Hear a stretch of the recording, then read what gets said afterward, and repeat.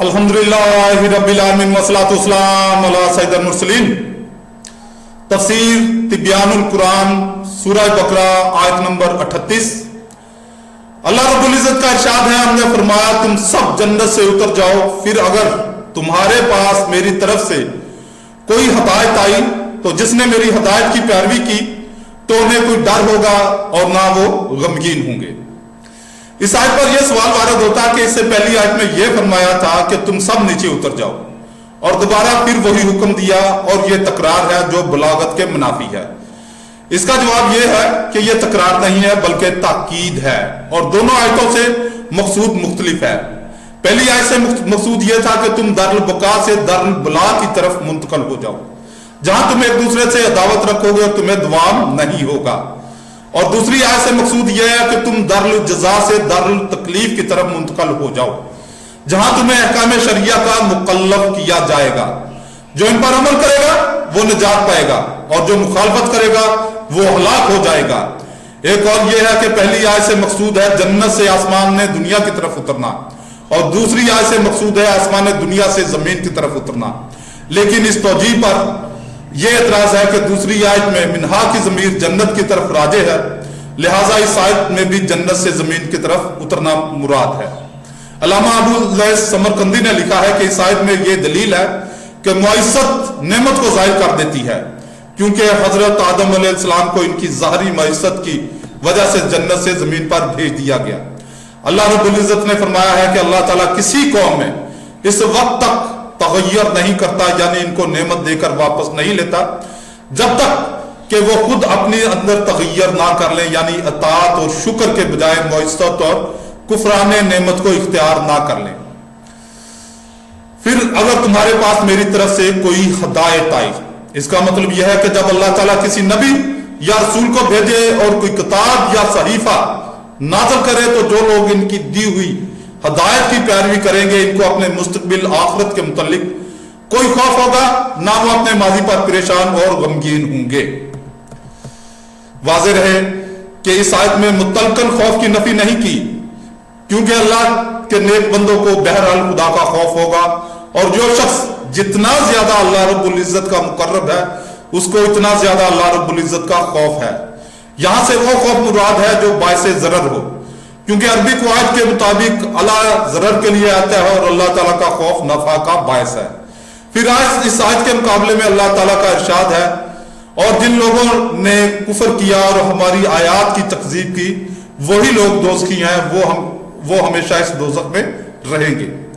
फिरका हशफिया ने हजरत आदम अलैहिस्सलाम के किस्सा से यह इस्तदलाल किया है कि अंबिया अलैहिस्सलाम मासूम नहीं होते। इनके दलाइल और जवाबात नंबर 1, हजरत आदम अलैहिस्सलाम को शजरे ममनू के करीब जाने से मना किया था, उन्होंने इस दरख्त से खाया। इसका जवाब यह है कि हजरत आदम अलैहिस्सलाम ने इस नही को तंजीम पर महमूल किया, या वो खाते वक्त इस नही को भूल गए। नंबर 2, हजरत आदम अलैहिस्सलाम ने खुद कहा हमने जुल्म किया और हम नुकसान उठाने वालों में से हैं। इसका जवाब यह है कि उन्होंने तवाज़न इंकसारन ऐसा कहा। नंबर 3, अल्लाह रब्बुल इज्जत ने फरमाया आदम ने मुइस्सत की और वो बेराह हुए। इसका जवाब यह है कि यह ज़ाहिरी और सौरी मुइस्सत है, हकीकत में मुइस्सत नहीं है, क्योंकि हजरत आदम अलैहिस्सलाम भूल गए थे, जैसा कि कुरान करीम में है। नंबर 4, हजरत आदम अलैहिस्सलाम को तौबा की तलकीन की गई, और बंदा की तौबा यह है कि वो गुनाह पर नादम हो और ताज की तरफ रुजू करे। इसका जवाब यह है कि हजरत आदम अलैहिस्सलाम अपनी इस गफलत पर नादम थे, जिसके बायस वो अल्लाह ताला के मना करने के को भूल गए और इसी गफलत पर रोते रहे और तौबा करते रहे, और यही अंबिया अलैहिस्सलाम की तौबा होती है, और गुनाह पर नादम होना आम इंसानों की तौबा है। नंबर 5, अगर आदम अलैहिस्सलाम ने गुनाह नहीं किया था तो इस दरख्त से खाते ही इनका लिबास क्यों उतर गया, और उन्हें एक दूसरे का दुश्मन बनाकर जमीन पर क्यों भेजा? इसका जवाब यह है कि यह हजरत आदम अलैहिस्सलाम की गफलत पर इताब था, और गफलत गुनाह नहीं है और इताब सजा नहीं है। दूसरा जवाब यह हो सकता है कि यह सबब पर मुसब्बब का तरतब हो, यानी अल्लाह ताला ने इस दरख्त से खाने को लिबास के उतरने और जमीन पर जाने का सबब बनाया हो। जैसे कोई भूले से जहर खा ले तो वो फिर भी मर जाएगा, क्योंकि जहर खाना मौत का सबब है। नंबर 6, जब शैतान ने हजरत आदम अलैहिस्सलाम को कसमें खाकर यकीन दिलाया कि इस दरख्त के फल खाने से वो जन्नत में हमेशा रहने वाले हो जाएंगे اور اس کے بعد انہوں نے اس درخت سے کھایا تو یہ کیسے کہا جا سکتا ہے کہ انہوں نے بھولے سے کھا لیا؟ اس کا جواب یہ ہے کہ شیطان کے اس وسوسہ کے فوراً بعد انہوں نے پھل نہیں کھایا، لیکن اس کے کہنے سے ان کی طبیعت میں اس پھل کی طرف میلان پیدا ہو گیا۔ اس کے باوجود وہ اپنے آپ کو اس پھل کے کھانے سے روکتے رہے تاکہ اللہ تعالیٰ کی معیشت نہ ہو۔ پھر ایک بار وہ اس حکم کو بھول گئے اور غلبہ میلان کی وجہ سے اس کو کھا لیا، یا انہوں نے اپنے اشتہا سے اس نہیں کو تنزیہ پر محمول کیا، یا اس نہیں کو اس معین درخت سے متعلق سمجھا اور اس نوع کے کسی اور درخت سے کھا لیا۔ عالم اجسام اور ظاہر میں حضرت آدم علیہ السلام ہی پہلے انسان اور اللہ کے خلیفہ ہیں، لیکن حقیقت میں اول خلق اور اللہ کے خلیفہ اعظم سیدنا حضرت محمد مصطفیٰ صلی اللہ علیہ وسلم ہیں۔ امام ترمذی روایت کرتے ہیں، حضرت ابو ہریرہ رضی اللہ تعالیٰ عنہ بیان کرتے ہیں، صحابہ نے عرض کیا یا رسول اللہ صلی اللہ علیہ وسلم، آپ کے لیے نبوت کب ثابت ہوئی؟ آپ صلی اللہ علیہ وسلم نے فرمایا، اس وقت آدم روح اور جسم کے درمیان تھے۔ یہ حدیث حسن صحیح غریب ہے۔ امام محمد بن سعد اپنی سند کے ساتھ روایت کرتے ہیں، حضرت عبداللہ بن شقیق رضی اللہ تعالیٰ عنہ بیان کرتے ہیں کہ ایک شخص نے کہا یا رسول اللہ، آپ نبی کب بنے تھے؟ لوگوں نے کہا چپ کرو چپ کرو۔ رسول اللہ صلی اللہ علیہ وسلم نے فرمایا، اس کو چھوڑ دو، جس وقت آدم روح اور جسم کے درمیان تھے میں اس وقت نبی تھا۔ امام احمد روایت کرتے ہیں کہ حضرت عبداللہ بن شقیق رضی اللہ تعالیٰ عنہ بیان کرتے ہیں کہ ایک شخص نے پوچھا یا رسول اللہ صلی اللہ علیہ وسلم، آپ کب نبی بنائے گئے؟ فرمایا، جس وقت آدم روح اور جسم کے درمیان تھے۔ علامہ لوسی لکھتے ہیں کہ سادات صوفیہ کا مسلک ہے کہ فرشتوں میں سے عالین کو سجدہ کرنے کا حکم نہ تھا، اور ان آیات میں جن فرشتوں سے اللہ تعالیٰ نے خطاب فرمایا اور جن کو سجدہ کا حکم دیا اور جنہوں نے سجدہ کیا وہ سب عالین کے ماسوا تھے، کیونکہ جو فرشتے عالین ہیں وہ ہر وقت اللہ تعالیٰ کی ذات میں مستغرق رہتے ہیں اور ان کو اللہ تعالیٰ کی ذات کے سوا اور کسی چیز کا شعور نہیں ہوتا۔ اور اس آیت میں اسی کی طرف اشارہ ہے، سورہ سعد آیت نمبر 75، تو نے تکبر کیا ہے یا تو عالین میں سے تھا؟ اور عالین میں سے ہی ایک فرشتہ ہے جس کا نام روح، قلم اعلیٰ اور عقل اول رکھا گیا ہے، اور یہ اللہ تعالیٰ کی ذات کا آئینہ ہے اور اللہ تعالیٰ کی ذات کا ظہور صرف اس فرشتے میں ہوتا ہے، اور باقی تمام مخلوق میں اللہ تعالیٰ کی صرف صفات کا ظہور ہوتا ہے، اور وہ فرشتہ دنیاوی اور اخروی عالم کا کتب ہے، اور جنت اور دوزخ والوں کا کتب ہے، اور قصیب اور اعراف والوں کا کتب ہے، اور تمام مخلوق کا مدار اسی فرشتے پر ہے۔ اور اس فرشتہ کو حضرت آدم علیہ السلام کی تخلیق اور ان کے مرتبہ کا علم تھا، کیونکہ اسی نے لوح میں ما کان و ما یکون کو لکھا تھا، اور قلم نے جو کچھ لکھا اس کا لوح کو علم ہے۔ اور اس فرشتہ کا اپنے تمام کمالات کے ساتھ حقیقت محمدیہ میں ظہور ہوا، جیسا کہ سورہ شورى آیت نمبر 52 میں اللہ رب العزت کا ارشاد ہے، اور اسی طرح ہم نے آپ کی طرف اپنے امر سے روح کی وحی کی، اور اسی طرح ہم نے آپ کی طرف اپنے امر سے روح کی وحی ہے۔ اسی وجہ سے نبی صلی اللہ علیہ وسلم کی مخلوق میں افضل اعلیٰ اطلاق ہیں، بلکہ وہی ساتوں آسمانوں میں حقیقت میں خلیفہ ہیں۔ اسی سبب سے نبی صلی اللہ علیہ وسلم نے فرمایا، آدم ہوں یا ان کے ماسوا، حشر کے دن ہر نبی میرے جھنڈے کے نیچے ہوگا۔ جس دن اللہ کے حضور کسی نبی کو شفاعت کا حوصلہ نہیں ہوگا، اور صرف آپ صلی اللہ علیہ وسلم ہی مقام محمود پر فائز ہوں گے۔ آپ صلی اللہ علیہ وسلم ہی کوثر کے ساقی ہوں گے، اور آپ صلی اللہ علیہ وسلم ہی شفاعت کبریٰ فرمائیں گے، اور ساری خلقت کا آپ صلی اللہ علیہ وسلم ہی کی طرف رجوع ہوگا۔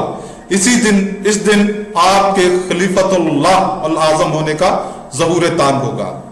فرشتے اللہ تعالیٰ کی مخلوق ہیں، قرآن اور حدیث سے ان کا وجود ثابت ہے۔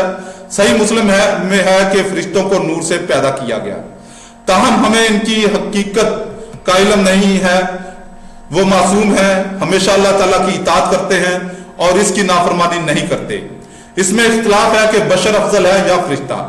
بعض علماء نے کہا کہ فرشتے افضل ہیں، کیونکہ قرآن مجید میں ہے، ابلیس نے حضرت آدم علیہ السلام سے کہا تم اس شجر سے کھا لو تو فرشتہ ہو جاؤ گے، اور زلیخا کی مہمان عورتوں نے جب حضرت یوسف کو دیکھا تو بے ساختہ کہا یہ بشر نہیں ہے، یہ تو کوئی معزز فرشتہ ہے۔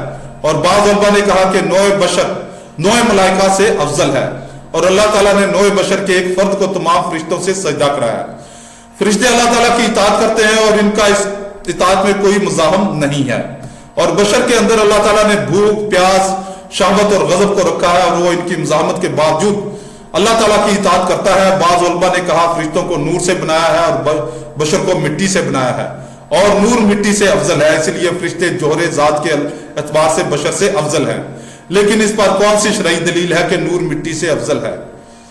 बल्कि हम कहते हैं कि मिट्टी नूर से अफजल है क्योंकि वो अंबिया अलैहिस्सलाम का मुब्दाए खलकत है। और बाज़ उलमा ने यह कहा है कि खास बशर हजरत अंबिया अलैहिस्सलाम खास मलाइका और आम मलाइका से अफजल है, और खास मलाइका रुसल मलाइका अवाम बशर से अफजल हैं, और अवाम बशर नेक मुसलमान, इसमें कुफार और फसाक दाखिल नहीं हैं, अवाम मलाइका से अफजल हैं। किस्सा आदम व इब्लीस में हिकमतें और नसीहतें। अल्लाह ताला ने अपने बाज़ अलूम और हिकमतों पर किसी को मुतल्ले नहीं फरमाया, हत्ता कि फरिश्तों को भी मालूम नहीं था कि हजरत आदम अलैहिस्सलाम को खलीफा बनाने में क्या हिकमत है। नंबर 2, अल्लाह ताला कादिर मुतलिक है।